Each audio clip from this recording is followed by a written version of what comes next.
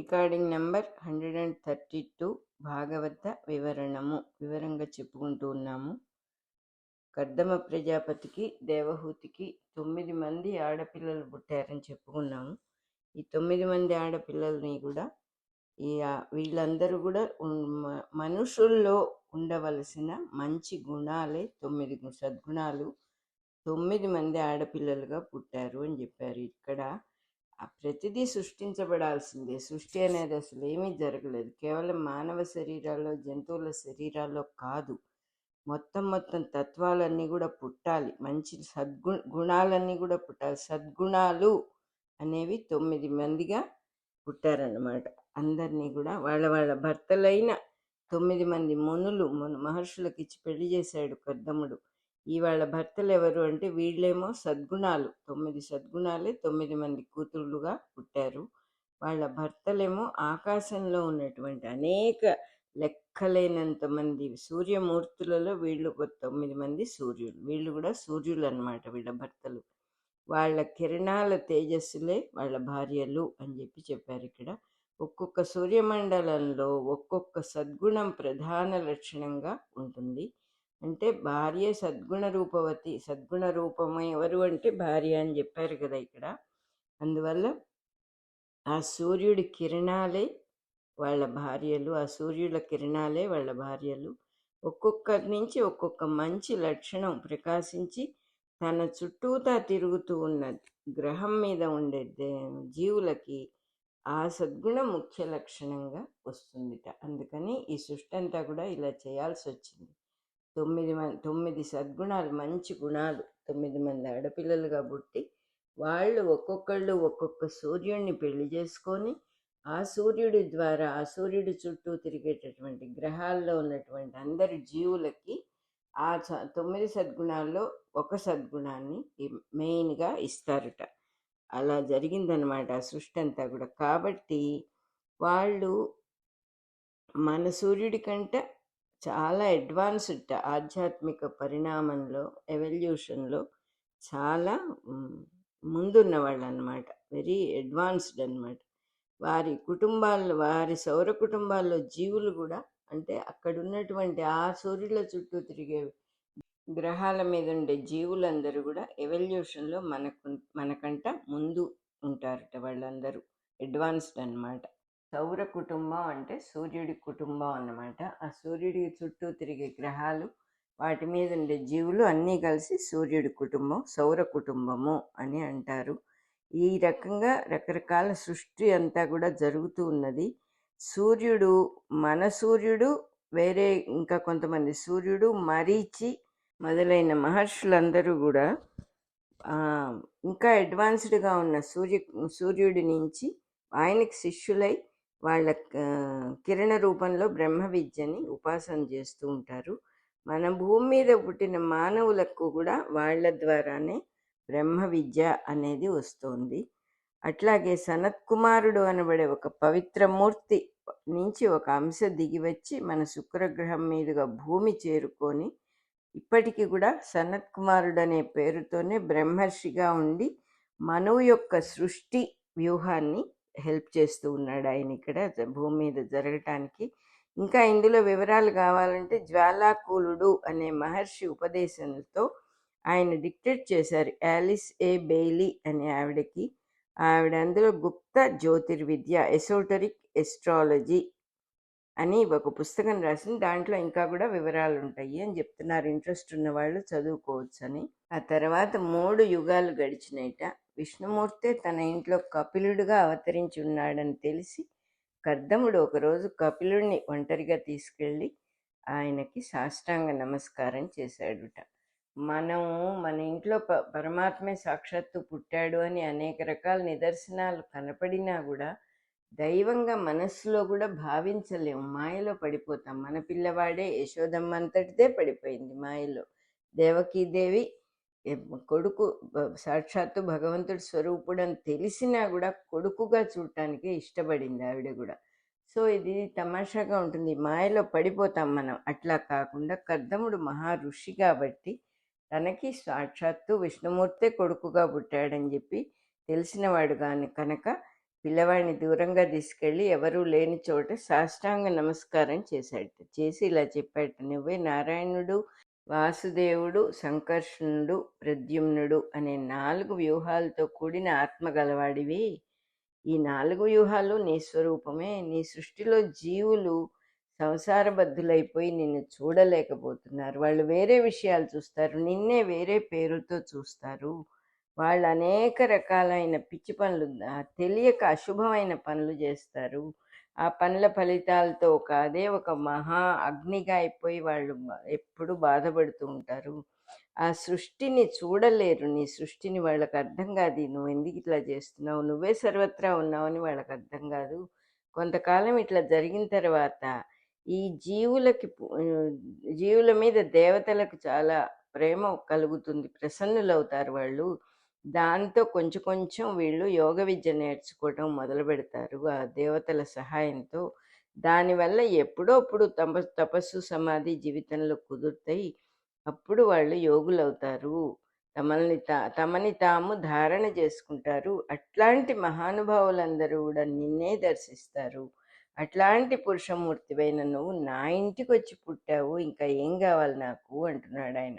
నారాయణుడి 4 వ్యూహాలు అంటే జీవులలో మనస్సు, బుద్ధి, చిత్తము, అహంకారము అనే అంతఃకరణలు 4గా పనిచేస్తూ ఉంటారనమాట. ఆయనే 4 వ్యూహాలుగా ప్రతి జీవిలో పనిచేస్తూ ఉంటాడు పరమాత్మే. వాళ్ళల్లో ఇంద్రియాలు మొదలైన శక్తులుగా, ఆ జీవులలో ఇంద్రియాలు మొదలైన శక్తులుగా దేవతలు పనిచేస్తూ ఉంటారు. చిరకాలం ఎంతో కాలం చేసిన పనులలో కర్మ ఫలాల్లో చిక్కుకుపోయి తప్పించే జీవులకు ఈ దేవతలు పాపం సహాయం చేసి సమయం వచ్చినప్పుడల్లా కొంచెం కొంచెం గుర్తు చేస్తూ ఉంటారు. మేమున్నాం మీతో, మీరు ఒంటరి వాళ్ళు కాదు, మీరు మంచి పనులు చేస్తే మేము నిలబడతాము అని ఆ దేవతలు గుర్తు చేస్తూ ఉంటారట. మనకు కూడా మన జీవితంలో ఎన్నో మంచి విషయాలు జరుగుతాయి. అసలు మాకే తెలియదండి ఆ సమయానికి ఆయన ఎందుకు కనబడ్డారో, ఎంత సహాయం చేశారో అని అనేకం చెప్పుకుంటాం. ఇవన్నీ కూడా దేవతల సహాయం లేకపోతే మన జీవితంలో మంచివి, మనం దాన్ని అదృష్టము అంటాం. అంటే కనపడనిది అని అర్థం. అదృష్టం అంటే అంతేగాని కలిసి వచ్చిందని కాదు. ఆ కనపడకపోవటం అనేది దేవతల అనుగ్రహం వల్ల కనపడని ఇవి జరుగుతూ ఉంటాయి మన జీవితంలో, చక్కని సంఘటనలు. మన జీవితంలో ఏ మంచి జరిగినా మన వెనకాల ఉన్న దేవతల సహాయము అని గుర్తుపెట్టుకున్నప్పుడు ఏమవుతుందంటే, సృష్టి పరిణామంలో అంటే ఎవల్యూషన్లో క్రమక్రమంగా వివేకం, జ్ఞానము, జిజ్ఞాస, మోక్షం అంటే ఏమిటి, నేనెవరు, ఇట్లాంటి గుణాలన్నీ వికసిస్తాయి. వాటి వలన కొద్దో గొప్ప యోగ దృష్టి అలవాటవుతుంది. అనేక జన్మల్లో ఇట్లా యోగ దృష్టి కూడబెట్టుకొని చేయగా యోగాభ్యాసంలో నిష్ట కుదురుతుంది. తపస్సు చేసుకుంటారు, సమాధి నిలబడుతుంది. అందరిలో నిన్నే చూసి చక్కని సంతోషకరమైన ఒంటరితనం అనుభవిస్తారు అంటున్నారు. మనం ఏకాంత సేవ అని చెప్పుకునేది అదే. ఏకాంతం అంటే ఒక్కడే ఉన్నాడు అని, అంతటా సర్వత్రా ఒక్కడినే చూడటం చేతవటమే ఏకాంత సేవ. ఆ ఆ దర్శనం జరగటం కోసమే, ఆ సహాయం చేయటానికి, ఆ విద్యను ఉపదేశించటానికి కపిలుడై పుట్టాడు పరమాత్మ. అతడు సాంఖ్యయోగాన్ని ఉపదేశం చేస్తాడు. సాంఖ్యయోగము అంటే ఇక్కడ గుర్తుపెట్టుకోవాలట, జ్ఞానంతో మంచి పనులు చేయటమే. మంచి పనులు జ్ఞానంతో తెలిసి మంచి పనులు చేయటమే సాంఖ్యయోగం. అంటే సాంఖ్యం అని యోగం అని 2 అంశాలు ఉన్నాయని మర్చిపోకూడదు. ఇది 2 కలిపి ఒకటి కాదు. సాంఖ్యయోగము అంటే వ్యక్తికి అతీతమైన, అంటే బియాండ్ హ్యూమన్ మైండ్, ఈ చక్కటి పూర్తి జ్ఞానం, సంపూర్ణ జ్ఞానం. యోగము అంటే మనం చేసే పనులతో కలుపుకోవటం, సంపూర్ణమైన జ్ఞానాన్ని కలిపి చక్కని పనులు చేయటం, అదే సాంఖ్యయోగం. కొంతమంది సాంఖ్యయోగం అంటే ఒకే వస్తువు అంటారు, అది కాదు న్యాయంగా. ద్వితీయ స్కంధంలో మనకి మూల సూత్రంలో కూడా ఏతావాన్ సాంఖ్యయోగాభ్యాం స్వధర్మ పరినిష్టయ జన్మలాభ పరః పుంసామంతే నారాయణ స్మృతి అని చెప్పబడింది. ఇక్కడ సాంఖ్యయోగాభ్యాం అనే ద్వివచనాన్ని విడదీసి చెప్పటమే సాంఖ్యము యోగము సాధకుని 2 లక్ష్యాలు అని క్లియర్గా రాసింది ఇక్కడ అంటున్నారు. మరి ఇంకా కొంతమంది ఏం చేస్తారంటే వేరు వేరు అనుకుంటారు. అది చిన్నపిల్లల పద్ధతిలాగా ఉంటుంది అంటున్నారు, వాళ్ళకి తెలియక అలా చెప్తారని. ఇంకా చెప్తూ ఉన్నారు కర్దముడు, మేము సంసార చక్రంలో పరిభ్రమిస్తూ ఉన్నాము, పామరులము. అటువంటి మా ప్రవర్తన లెక్క చేయకుండా నువ్వు మా కుటుంబంలో పుట్టావు, మా కడుపున పుట్టావు. నువ్వు చేసిన వాగ్దానాన్ని తప్పకుండా నువ్వు ఇట్లా అనుగ్రహించావు అని అంటున్నాడు. ఇక్కడ భగవంతుడు తనకు చేసిన వాగ్దానం తన తన ఇంట ప్రతిశ్రుతము చేయబడినది అన్నాడు అన్నమాట కర్దముడు. ప్రతిశ్రుతము అంటే ప్రతిజ్ఞ అనే అర్థంట. ప్రతిజ్ఞ అంటే ఏంటంటే మామూలుగా తర్కంలో కానీ వ్యాకరణంలో కానీ దానికి ప్రతిజ్ఞ అనే మాటకి ఏమని అర్థం చెబుతారంటే తెలియచేయగల వాక్కు. ఒక విషయాన్ని తెలియచేసే వాక్యే ప్రతిజ్ఞ అనే అర్థం ఉంట. కానీ లోకంలో మనం మామూలుగా ప్రతిజ్ఞ అంటే శపథం చేయటం అని చెప్పుకుంటాం మనం. అది సరైన అర్థం కాదు. లోకరీతిలో అర్థాలు మారిపోతూ ఉంటాయి. మనం వాడి వాడి ఒకదానికి ఇంకో మాట వాడుతూ ఉంటాం కాబట్టి అవే జనశ్రుతిగా మళ్ళీ అయిపోతూ ఉంటాయి. మనుషుల నోట్లో నుంచి వచ్చి వచ్చి అవే నిజము అనే పద్ధతిగా అయిపోతాయి.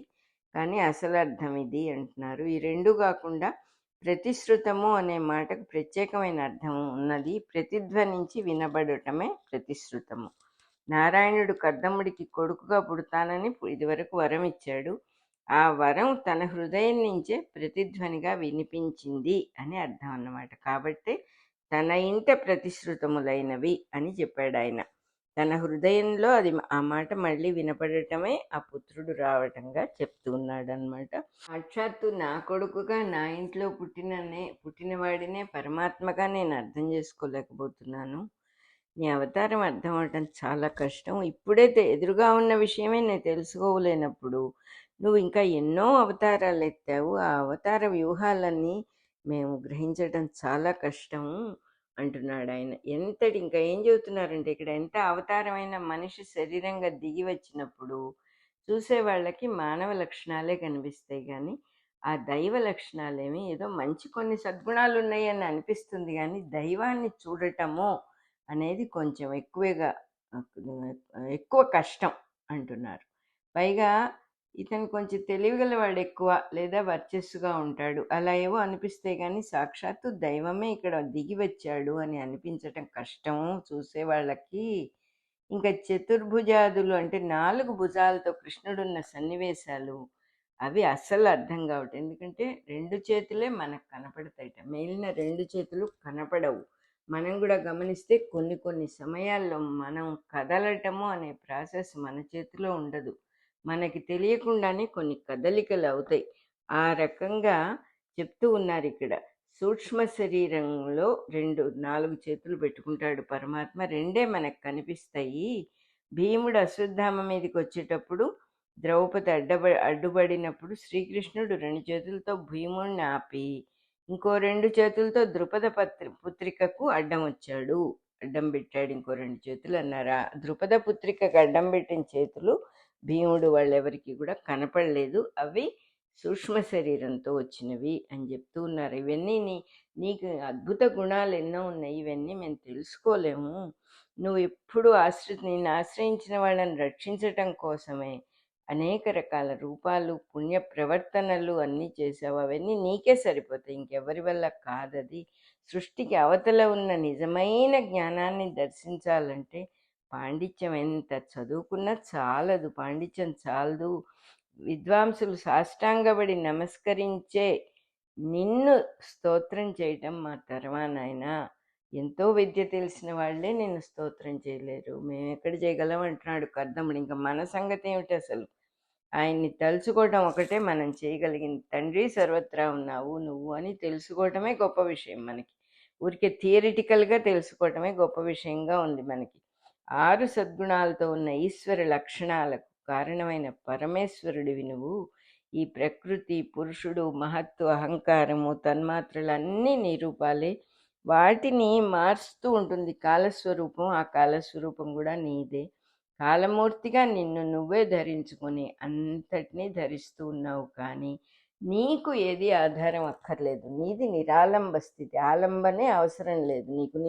నీకు ఎవరి సహాయము అవసరం లేదు. నీ అంతటా నువ్వు నిలబడి ఇతరులు ఇంకొకరికి ఆధారం, సృష్టి మొత్తానికి ఆధారంగా ఉండేవాడివి నువ్వు కాబట్టే సృష్టి మొత్తానికి నువ్వే ఆత్మస్వరూపుడివి.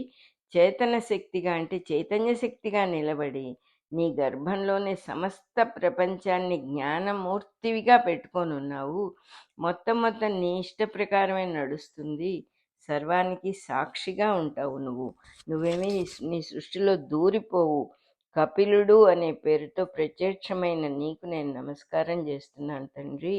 నీవు కొడుకుగా పుట్టడం వల్ల నా రుణత్రయాన్నే పోగొట్టావు. 3 రకాల రుణాలని పోగొట్టావు నువ్వు కొడుకుగా వచ్చినందువల్ల అని చెప్తూ ఉన్నాడు ఈయన. ఇందులో చెప్పినవి చెప్పారు ఇదివరకు. రుణత్రయం అంటే ఏమిటని. మానవుడు దేవరుణం, పితృరుణం, ఋషి రుణం అనే 3 గుణాలతో పుడతాడు. తన దేహము ఇంద్రియాలు అన్ని చేసి పెట్టిన దేవతలకి రుణపడతాడు. ఇవి దేవతలు లేకపోతే దేహేంద్రియాదులు పుట్టవు, ఉండవు మనకి. వాళ్ళే ఇచ్చారు మనకు అవి. కాబట్టి దేవతల రుణం ఒకటి ఉంటుంది. అట్లాగే గర్భధారణ, గర్భం ధరించాలంటే మనం అనుకుంటే అయ్యే పని కాదు, ఆ దేవతలు అనుగ్రహిస్తేనే అవుతుంది. అట్లాగే అందువల్ల ఏమిటంటే ఆ పిండోత్పత్తిని, ఆ గర్భాన్ని ఇచ్చిన దేవతలకు రుణపడి పుడతాం మనం. అట్లాగే ఎన్నో రకాల సుఖజీవన మార్గాలకి అన్ని పద్ధతులన్నీ ఇచ్చారు ఋషులు. ఎలా సుఖంగా బతకాలి, ఎలా ధర్మంగా ఉండాలి అనే శాస్త్రాలన్నీ దర్శించి ఇచ్చిన ఋషులకు కూడా రుణపడి ఉంటాం. అందువల్ల తను నివసించే భూమి, నీరు, గాలి పవిత్రంగా ఉంచి ఇతరులకి జీవితాన్ని సదుపాయంగా జీవించటం వల్ల దేవరుణాన్ని తీర్చుకుంటాం. ఎలా తీరుతాయండి ఈ 3 రుణాలు అంటే శుచి శుభ్రంగా ఉండటం, నీళ్లు వేస్ట్ చేయకుండా ఉండటం, గాలిని అపవిత్రం చేయకుండా ఉండటం, భూమిని మిస్యూజ్ చేయకుండా ఉండటం, గౌరవించటం. భూమి, నీరు, గాలి అనే వాటిని దేవతలుగా స్మరించి పవిత్రంగా నిలిపి ఉంచటం వల్ల మన జీవితం బాగుంటుంది. మనం పరిసరాలు పాడు చేయకుండా ఉంటే ఎదటి వాళ్ళ జీవితం కూడా బాగుంటుంది. అదే దేవరుణం తీర్చుకోవటం అంటున్నారు. ఎంత చెప్పినా అటు చేసి మీరు సరిగ్గా ఉండండి, మీకు ఇంకొకళ్ళకి కూడా మేలవుతుంది, అదే దేవరుణం అని చెబుతున్నారు. అలాగే పెళ్లి చేసుకోవటం, పిల్లల్ని కనటం, పితృరుణం తీరుతుంది దానివల్ల. జ్ఞానాన్ని బాగా ఆర్జన చేసి, అంటే జ్ఞానవంతులై జ్ఞానం నేర్చుకొని శాస్త్రాలన్నీ కూడా చక్కగా చదువుకొని ఇంకొకళ్ళకి మనకు తెలిసినంతలో బోధ చేయటం వల్ల ఋషి రుణం తీరుతుంది అని చెప్తూ ఉన్నారు. పెద్దవాళ్లతో ఆదరించబడే వ్రతాన్ని అనుష్ఠానం చేయాలి. యోగ సమాధి నియమాలన్నీ కూడా అవలంబించి నీ పాదపద్మాలనే మనసులో పెట్టుకొని దుఃఖము అంటని స్థితిలో నిలబడటం కోసమే తగిన పుణ్యస్థలాలన్నీ కూడా చూడాలి. ఇవన్నీ ఎందుకు? దుఃఖము, సంసారము అంటని స్థితికి మనిషి హృదయం రావాలి. కాబట్టి ఈ ఏది చేసినా నీ పాదపద్మాలు హృదయంలో పెట్టుకుంటేనే అవుతుంది. దుఃఖం అంటని స్థితి నిలబడాలి. అది కూడా ఊరికే ఒకసారి వచ్చి ఒకసారి పోయి గ్లిమ్సెస్ వచ్చినాయండి నాకు, అది కాదు. ఎప్పుడూ స్థిరంగా ఉండాలి. దానికోసమే పుణ్యస్థలాలన్నీ కూడా సంచరించాలి. గృహస్థాశ్రమాన్ని వదిలేసి పవిత్ర ప్రదేశాల్లో వెళ్తాడన్నమాట. ఇంకా ఈయన కర్దముడు అది చెప్తూ ఉన్నాడు. ఈ ఘట్టంలో తండ్రి అయిన కర్దముడు కొడుకైన కపిలుడికి నమస్కారం చేశారని చెప్పారు. ఇది సామాన్య ధర్మం కాదు, ఇది మా పద్ధతి కాదు, న్యాయంగా ఎవరు పొరపాటు పడొద్దు అని చెబుతూ ఉన్నారు. రాముడు, పరశురాముడు మొదలైన అవతారాల్లో కూడా తండ్రికి పిల్లలు నమస్కరించారు, కానీ తండ్రి పిల్లలకు నమస్కరించడం ఎక్కడా లేదు. కృష్ణుడు సమయంలో మాత్రం, కృష్ణుడు పుట్టినప్పుడు వసుదేవుడు నమస్కారం చేసి స్తుతి చేశాడు. ఎందుకంటే ఆయనకు తెలుసు పుట్టినవాడు ఆ పరమాత్మే అని. తర్వాత మామూలుగానే ఉన్నాడు ఆయన. ఇంకా కొడుకు నమస్కరించే ప్రసక్తే లేదు.